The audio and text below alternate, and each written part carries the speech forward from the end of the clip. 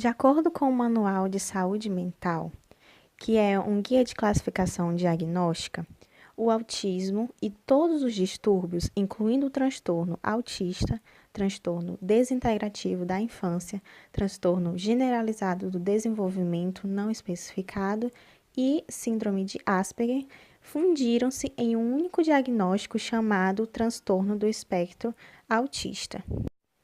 O TEA é uma condição geral para um grupo de desordens complexas do desenvolvimento do cérebro antes, durante ou logo após o nascimento. Esses distúrbios se caracterizam pela dificuldade na comunicação social e comportamentos repetitivos.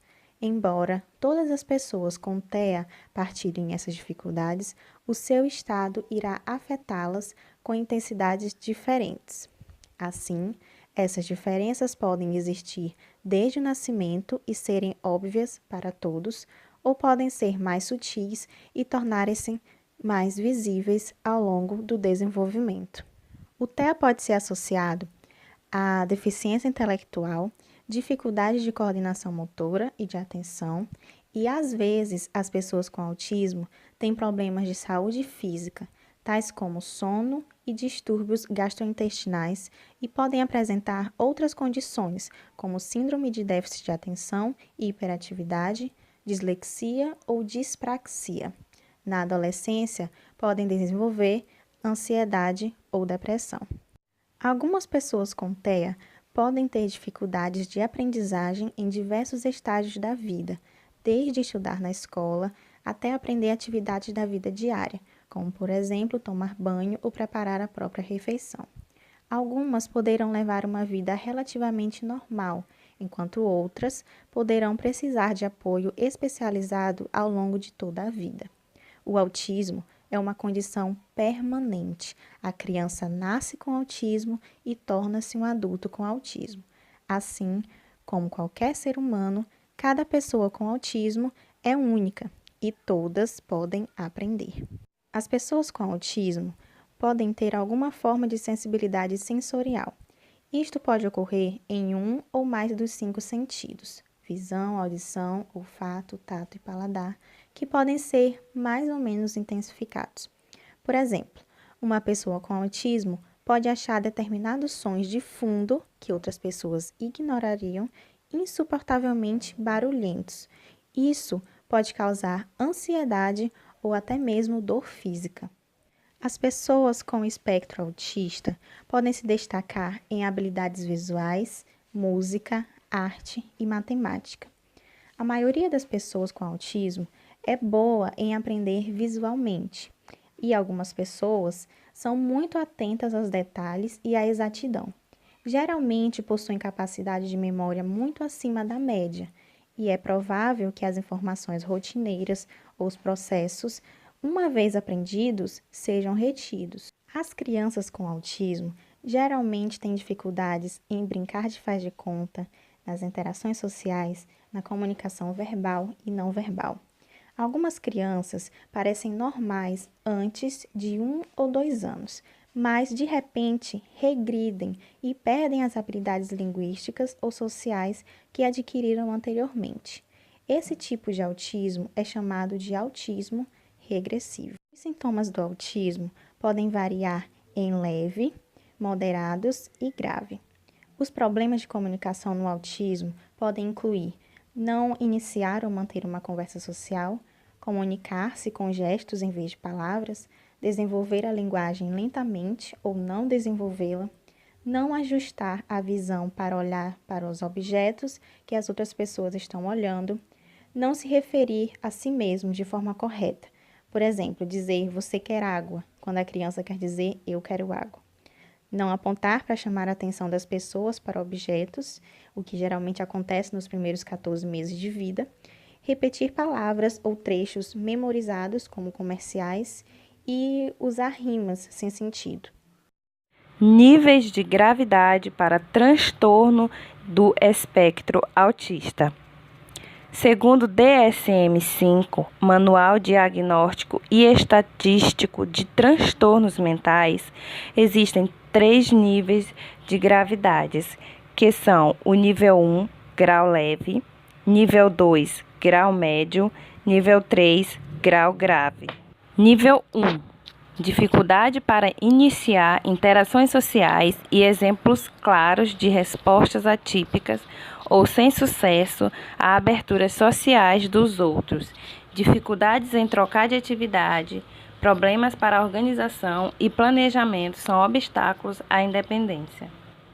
Nível 2. Prejuízos sociais e aparentes, mesmo na presença de apoio, limitações em dar início a interações sociais e respostas reduzidas ou anormal a aberturas sociais que partem dos outros, dificuldade em lidar com mudanças, gera sofrimento e dificuldade para mudar o foco ou as ações, comunicação não verbal acentuadamente estranha. Nível 3.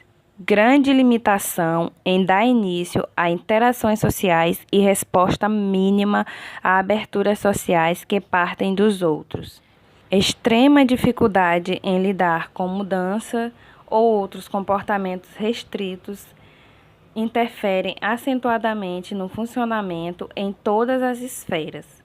Grande sofrimento, dificuldade para mudança de foco ou de ações.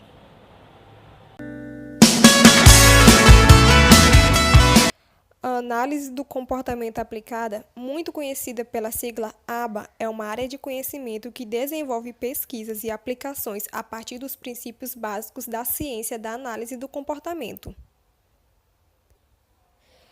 Após o diagnóstico do autismo, os pais vivenciam as situações de lidar com o resultado e de buscar pelo tratamento, que geralmente envolve uma equipe multiprofissional, que consiste num médico, psicólogo comportamental, fonoaudiólogo, terapeuta ocupacional, psicopedagogo ou outros profissionais. Vai depender das necessidades de cada paciente. O autismo, do ponto de vista comportamental, é um conjunto de déficits e excessos comportamentais. Nesse contexto, a ABA utiliza-se de métodos com fundamentos científicos para construir repertórios socialmente relevantes. Além disso, a ABA é a forma de tratamento que possui mais investigações científicas e relatos de sucesso dentre as terapias que lidam com indivíduos diagnosticados com autismo.